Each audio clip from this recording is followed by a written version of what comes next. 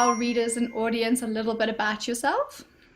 Sure. I'm an author. I've written two books called Light is the New Black and Rise, Sister, Rise. And I'm also a spiritual teacher, and I call myself an intuitive guide, which basically means I help people listen to that little niggle inside them. Like some people call it our intuition, some people call it the voice of our soul. It's that whisper that is always wanting to guide our lives, but sometimes it's difficult to hear it. And so I've read both your books and they're absolutely amazing. I was counting the days for Rise Sister Rise to come out, literally waiting. And a lot of what you speak about in the book is intuition and developing that voice and the ability to listen to that voice. What would you say is the most practical thing that you can do to develop that? Well, the number one tool which I have is an obvious one, but do not underestimate the power of it, and that's meditation. Okay. For me, I do a form of meditation called light sourcing, which, if anyone wants a free copy, you can go to rebeccacampbell.me and download that. But, you can do written meditation, you can do walking meditation, you can do mindfulness. There's so many different types. My advice for anyone who wants to hear the whisper and allow their life to be guided by their intuition is to really carve out a certain amount of time each day. And it doesn't have to be long. It can be 5 minutes or 10 minutes. You don't have to be like a llama sitting on a cave. 10 minutes is plenty. I do 10 minutes as my base every day. Sometimes I do more. Okay. But as a general rule, every morning it's like I fill up with my meditation, which is then where I'll hear the whisper of like, this is what you need to do today. I do it before I check my emails, and I know that one is really hard to do, but if you just try it for like 21 days, meditate before your emails, I promise you'll really notice a difference, because when we're picking up our phone, checking our email, Facebook, Instagram, or even more significantly, say watching the news. Yeah. What we're doing is we're allowing the external world to guide our day and kind of demand things from us. Sure. Whereas if we fill up and tune in to the whispers within us, the relationship we have with ourselves, what happens is our intuition, our soul, that part of us that's wanting to guide us constantly. It's like we fill up our well and Sure. get clarity before we step into, what everyone else wants from us. Exactly. And it sounds so amazing that, right? The ability to start your day with intent and filling up, like you're saying. And I think there's something so apt about the fact that if you wake up, you have no control over what you may see on a platform, even though you might follow specific people or whatever, but you really don't know what's coming at you. And so I really like your suggestion of being able to just wake up, meditate before you switch on your PC, computer, whatever it is. When you meditate, or when you started to meditate, because I think that's something that might be new for a lot of our audience, what was the hardest thing that you found in terms of practicing? So I think the hardest thing when we start meditation, this is me and this is like so many people I know, particularly if you're like a highly sensitive person, which means, so I call it empathic, where it's like you feel a lot of feelings. I think a common misunderstanding about meditation is that if we're meant to still our mind, i.e. we're meant to sit there and just be like, and like have no mind chatter. Now, I think that is possible for some people. It's not possible for me yet, and I don't believe I know anyone in my life who that is possible for now, right? Yeah. So I think that what trips a lot of people up is they feel like they're not doing it right. Okay. So they're sitting there, and then a thought might come in like, I'm really cold, or I just want a glass of coffee. I want coffee, like this is stupid, blah, blah, blah. Or, I have to do this. The thing about meditating is that you allow those thoughts to be there, but then you bring yourself back constantly, and you go, no, I'm not going to let those thoughts like take me somewhere else. I'm just going to sit here and observe them, and then just sit there and listen. The thing about meditation is that it's really about developing a relationship with yourself.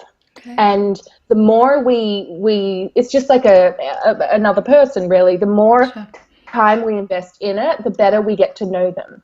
And so when we're meditating, and it might be journaling for someone, when we're connecting with that deeper part of us, I call it our soul, then we get to understand the certain tone of the voice of our intuition versus the kind of like the constant banter of our mind. Amazing. And so it's such a gift, right? The ability to be able to move out of that mental chatter, and step into a space of intuition and power. And I loved your books in that. I think the daily practice is important because, so as far as I'm concerned, if I don't meditate, I joke with my friends, I'm like, I'm a bit of a bitch, really. I'm a much nicer person when I meditate. And my friends, so many of my spiritual friends who are spiritual teachers as well, they're just like, oh my God, I haven't meditated today, and oh wow. So I think the thing about meditation is it's almost like it's filling up your well, right? So people talk about the universe, right? Yes. And the universal energy, and please, universe, give me this or whatever. Yeah. The way I see the universe, and a lot of people see the universe, is that it's like there is this energy which is controlling the whole planet and all the planets, right? Yeah. So, and it's that same force, and no one can, like, some people call it the universe, some people call it source. No one really can define it. Yeah. But what we do know is that there is this force that causes the moon to wax and wane. It causes our planet to spin. It causes the seasons to come and go, flowers to open, and that same force is within us. So I believe when we meditate, we actually sink back into that force. So we go from, like we said before, when you're checking your emails, it's like this external pull, right? Yeah. So when we meditate, it's like we come back to center. And that's why I like the form of meditation called light sourcing, because what that is about is really actually allowing yourself to be filled up by that force. Amazing.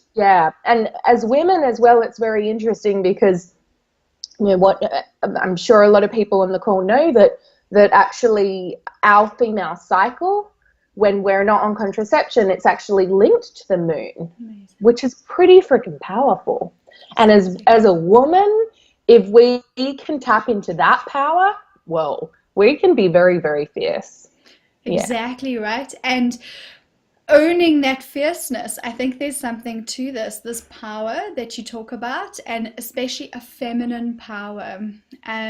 What would you say is your core message? Because I really feel like your work is all about helping women rise into their feminine power, and we have a lot of readers and a lot of women who are stepping into their power. And like someone who is like, what I see happening a lot right now is that and particularly around when you get into the Saturn returns age, which is 28 to 30, what happens is that so many of us are just like, and it can happen at different ages for us as well, but it's just like, oh my God, like, what is this all for? Like, why am I working so hard at this job that doesn't resonate, or this relationship I'm trying to cling on to? I know it's not right, but I'm so afraid of it. Yeah. So what I believe is happening, and what for all of us is that those things that aren't authentic to us, so the inauthentic things in our lives, the things that aren't really aligned to who we really are deep down, they're becoming harder and harder to hold on to. Okay. And now this is really scary because it means that it's like, oh my God, like, so for me, I used to be in advertising. Yes. I was a creative director in advertising, had a great career. Like many women, I kind of had my list of things I wanted to do, moved to London from Australia, earn over 6 figures, blah, blah, win the awards, da, da, da, da, da. And it was like tick, tick, tick, tick, tick. All those things got ticked off. And the deeper I got into this life that I had consciously created, I, like, from my mind, as in like, I'm going out and doing this, the more trapped I felt by my life. And I see this happening so often. You know, we have, and this is the masculine, I guess, and we all have masculine and feminine, but like the kind of like corporate world is all about kind of like just follow this model.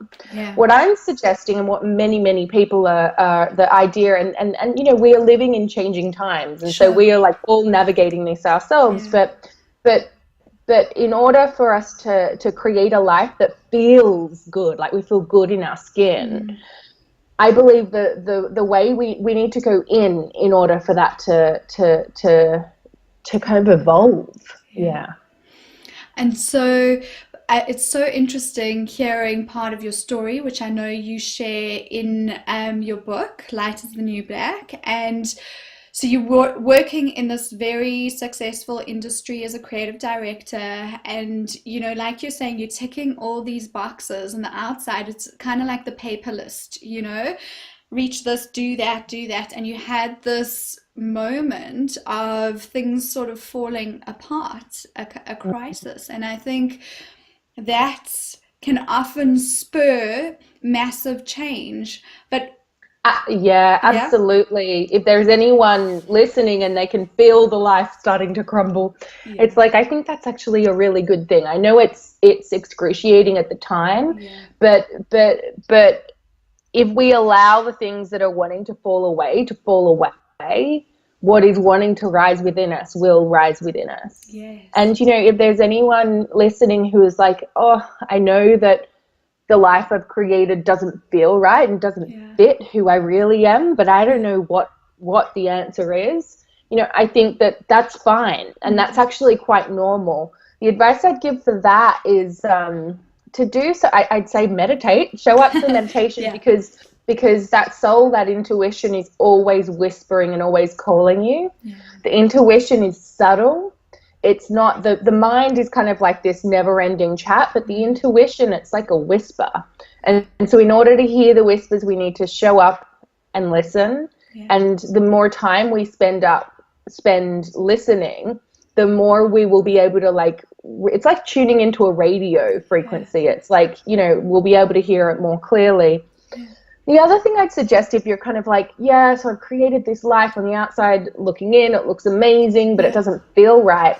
In my book, Light is the New Black, I suggest this really simple exercise, which is write a list of things that light you up, like that kind of like you just love. And so, you know, it can be something as simple as like buying yourself flowers, or it could be writing, or it could be whatever it is, like being in nature, and just follow that, because when we're lit up, it's like we're inspired. And the thing about inspired is that we're in our spirit. So it's that, so Einstein said that the intuitive mind is a sacred gift, the rational mind, its faithful servant. But we've created a society that worships the servant and dismisses the gift.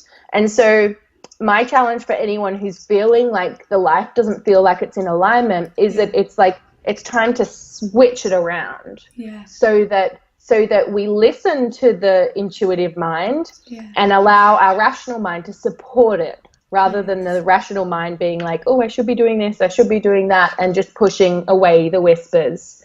You know, the intuitive mind, like I said, it does speak in whispers, and what I feel like stops a lot of people from stepping into, say, the work they really came here to do, or even just the life that feels like it fits them, is that they're trying to see the end point before they take the first baby step. And intuition doesn't work like that. Intuition requires faith, and you know, and showing up and really developing that relationship with your inner self. And so for people who haven't read the book, or your books, should I say, a lot of your journey that you share in your books is about trusting your intuition. And helpful for you to just maybe tell us a little bit about that, in the sense that, like, once you started to trust your intuition, when you flipped it on its head, what the process was like for you. Oh, okay, cool. So for example, if we take it from like the following what lights you up. Yeah. So for me, when I wrote that list, it was, what I got was flowers. Okay. And to be honest, I was like, that seems a bit basic. How's that going to change my life? I don't really. How's it going to pay the bills? How's it going to pay the bills? Exactly. And so, yeah, buy myself flowers. Yeah. But then I realized that, like, I'd never bought them for myself. I'd always been, like, waiting for, you know, who I was in relationship with to, like, surprise me with the perfect flowers, which I find is such a common thing for women. Anyway, so I was like, okay, fine. I knew enough about intuition that I needed to trust the whispers. So anyway, so I bought myself flowers, and, you know, you can see here I've got beautiful flowers here right now. Beautiful. But yeah, so I started buying myself flowers every week. And what happened, because prior to that, my whole life had fallen apart. Like, several friends had passed away. The career didn't fit me anymore. It was like, just like the whole life really crumbled. And so I was really, I was like in grief in a way. And having the flowers, it just seems so simple, but I would look at these beautiful flowers, particularly like roses and the peony rose, which is my favorite. And I saw it tight as a bud, and I watched it just open and open and open and open and open. And it was almost like my heart opened with it. And then, so I realized that actually flowers really do light me up. Yeah. And so then I discovered Regent's Park Rose Garden in London, which is like the Queen's gardens. There's like thousands of roses. So I'd go and walk there every morning. And as I walked there each morning, I began to hear more and more loudly the whispers of my soul, which, you know, I was in advertising as a creative director, but before that I was a copywriter. So it was like I was a writer. And so I kind of like hear in headlines. And so I would hear headlines, and then I'd hear more words and more words, and I'd start writing them down. And then I turned it into an Instagram page, and then a blog, and then it turned into a book proposal, and then it turned into my first book, and then the book got accepted. And I was putting the last word of that book into my laptop and clicking file and save, and I closed it, and I looked up, and I noticed I was in the center of Regent's Park Rose Garden, where I'd written the whole thing. Oh, wow. And so something as simple as buy yourself flowers ended up turning into that. Yeah. There is no way I could have, from my rational mind, created that. Yeah. And so this is why, you know, living an intuitive life and living from the heart, which is really the intuition, it takes courage. Yeah. Because very often our intuition doesn't make sense. Yeah. And I often say, you know, it's your intuition when it doesn't make sense. Yeah. And so living an intuitive life, it takes, it's like you got to back yourself and you got to trust yourself. Yeah. And what I love about the community that you've set up is that you learn to trust yourself in this process, but at the same time you find like-minded people. And so the intuitive steps lead you to this amazing thing that you couldn't have even known. Like you were saying earlier about just take the first step, listen to the first one, and then the next one will come, and the next one will come.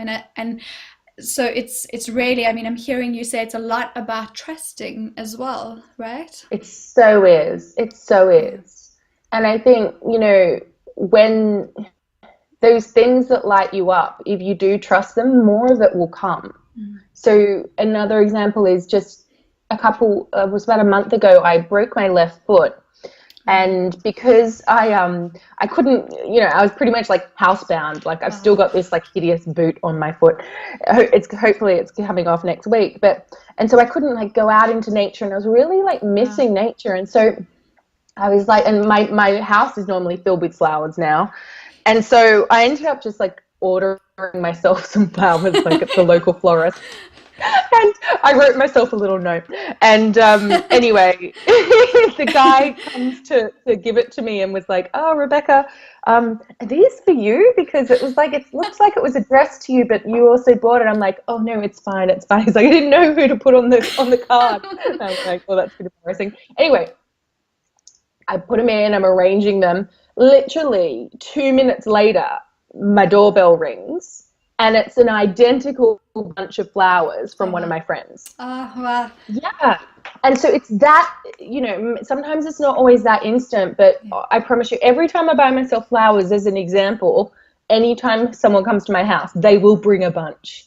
So, this thing of waiting for other people to give us what our spirit needs, don't wait for that. And if you give it to yourself, they'll give it to you anyway. Yeah, exactly, right.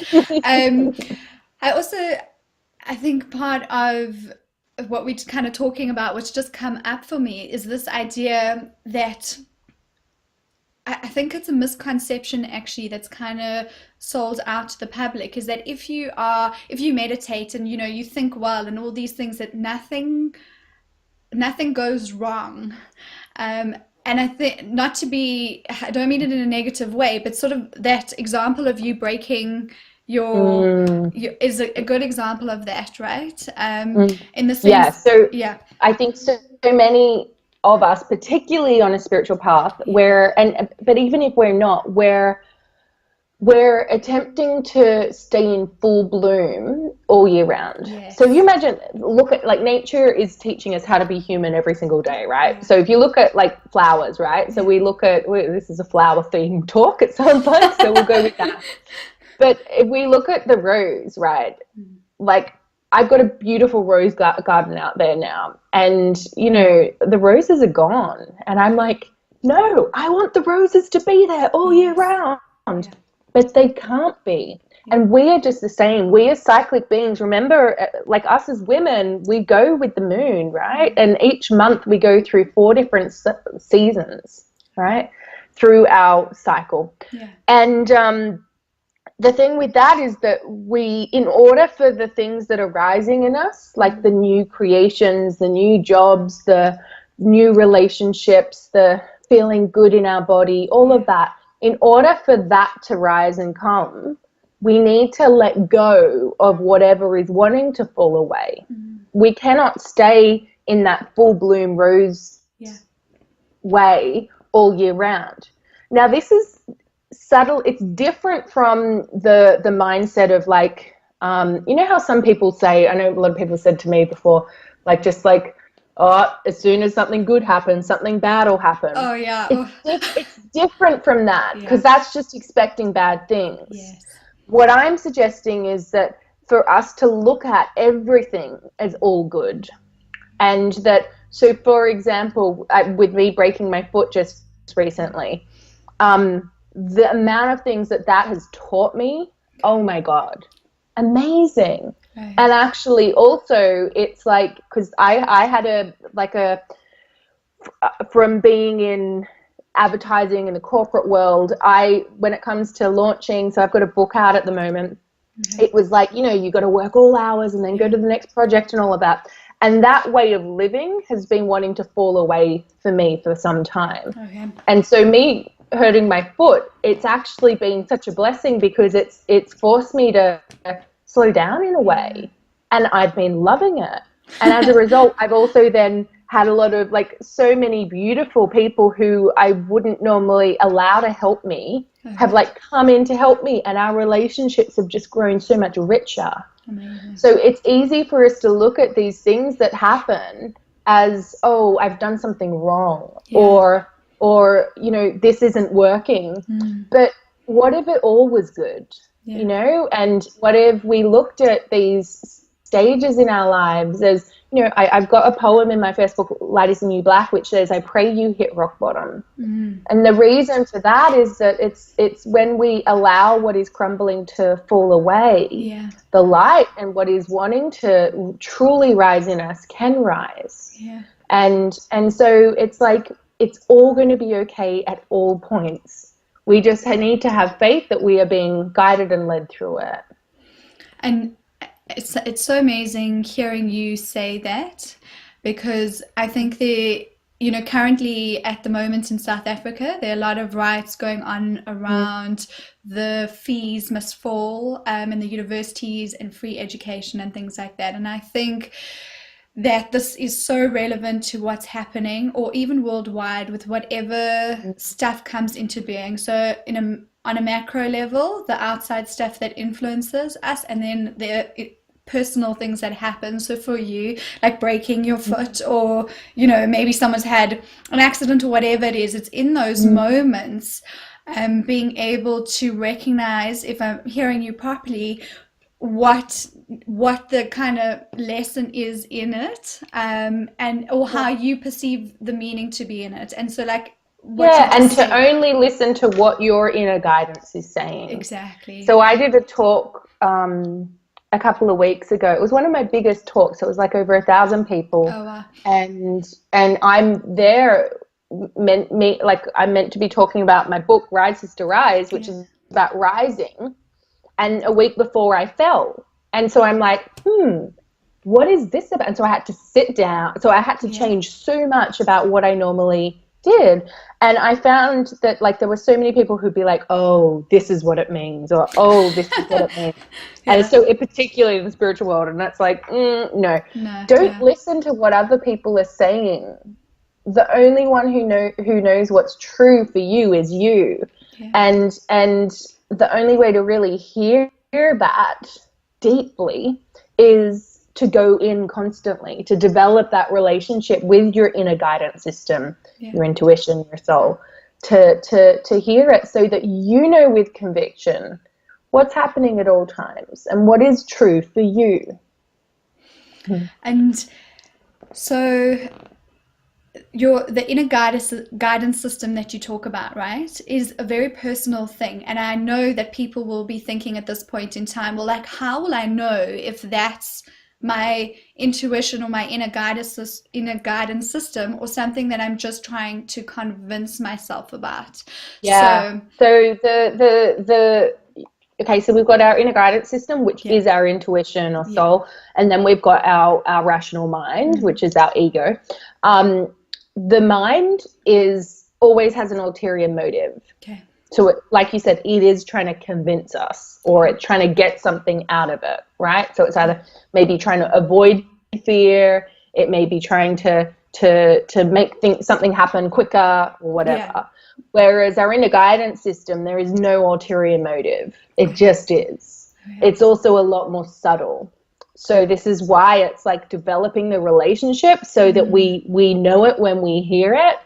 And then, it really just takes practice and trust. The more we hear our intuition, the more we know it's our intuition, the more we, and this is, all of us are intuitive. All of us are hearing our intuition all the time. The thing which stops most people is that they don't have the courage to act, because they're running it all through their rational mind. And so the more that you allow yourself to be moved by your intuition, the more you will trust it, because, and so a great tool is to like have a little notebook and write down, like, any time that, say, for example, something as simple as like, when you're thinking about someone and then you bump into them on the street. Write that down. It's like an intuition evidence book, or do it on your iPhone. Have a like in your notes tab. Just write down all the times that you've thought something or kind of like felt something, and you were right. Because it really is a muscle, and it's like, it really is about trust. This may sound repetitive, but what would you say to someone who was in a state of fear, right? So if you had a client, or you met someone and they were like, I am in a state of panicking, everything is falling down. So we've spoken about intuition and meditation as the two pillars, really. What would you say you could add on to that? Okay, so the first thing about fear is that I say fear, particularly when it comes to if we're wanting guidance on what we should do, particularly when it comes to like, trying to find out like what's my life's work and all of that. I say that fears are often the gatekeepers to your greatest gifts. Fear, to live a courageous life, and a courageous life is like a heart-led life, like an intuitive life. We need to face our fears. Whenever I do work with in my workshops and all of that, I do a thing where I get people to get into groups and say what they're most afraid of. Okay. And then also say, if I wasn't afraid, this is what I would do.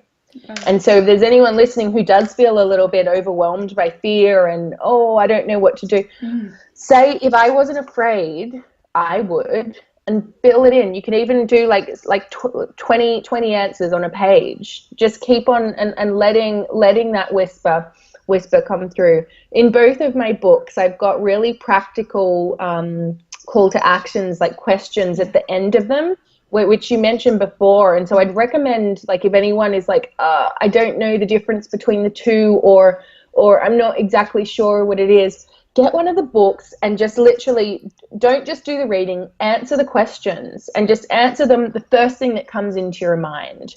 Because the first thing that like pops in, that is your intuition. Then the mind comes in. Yeah. Right? So that's what I'd recommend there. Okay, amazing.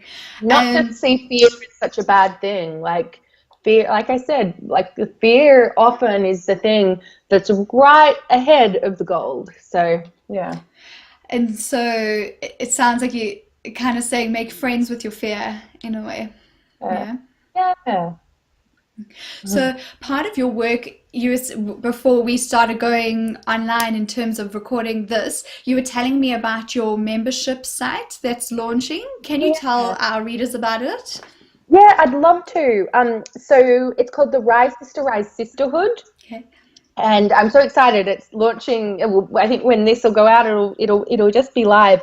And so it's essentially, it's like a monthly, it's like go to the gym for your soul or your intuition. And so, yeah, every month you'll be sent like a meditation and a lesson or a ritual. And yeah, and then also be joining the Rise Sister Rise Facebook group where it's like connecting with like-minded people. And so, yeah, it's like the first month is £1, which I'm not sure what that is in South African dollars, but probably 20 rand. it won't be much. Yeah, exactly. And then after the first month, it's £11 a month. So, but yeah, so I just wanted to provide, exercises for people to do, to really kind of like, it's like going to the gym for your intuition or your soul, and for us to all to gather in that way. So yeah, I'm really excited by that. So I'd love you guys to join if it feels like it will be a right fit for you. I will definitely be joining you. Yay. And I love that you've actually made it, because it really is affordable there to have a group, to be part of a group of like-minded people, because I think there's something to this as well. It's a sisterhood, a community, and I think sometimes when you are on a path of self-development, whether people would call it a spiritual path or just a self-help path, doesn't really matter. It can at times feel isolating and quite lonely. And so this is so nice because students can do it. If you're working, you can do it. It's really, really cost effective for everyone. Because I mean, I know when I was a student, there were so many programs that I wanted. Other women, and allow for this. I wanted it to like be accessible for as many people as possible. So yay. One of the last question that I have for you is, how would you describe sisterhood? Oh, that is such a great question. To me, and when I'm talking about sisterhood, like with a capital S, like as in like sisterhood. To me, sisterhood, proper sisterhood is women who are able to hold the space for other women. And by that, I mean to not expect anything in return and to be able to trust wholeheartedly. I think what has happened over the past 5,000 years of patriarchy is that women have kind of turned on each other in a way. And it's not been like us individually. It's just like it's been ancestrally, right? And I think that what is happening right now, and, it's happening all over the world, is like the feminine is rising. And what we are, I believe, being called to do is to soften and to rise together. That's why I wrote Rise Sister Rise, because it's like it's us like literally together. And so it's like as one woman heals, the other does. As one woman rises, the other one does too. And so that is what sisterhood is to me. It's seeing the sacredness and the power and the wisdom in other women and allowing yourselves to be held and seen in that same way. Yeah. Absolutely. Yeah. It's been amazing chatting to you, Rebecca. Thank you so Oh, much. it's so nice to chat with you, Athena.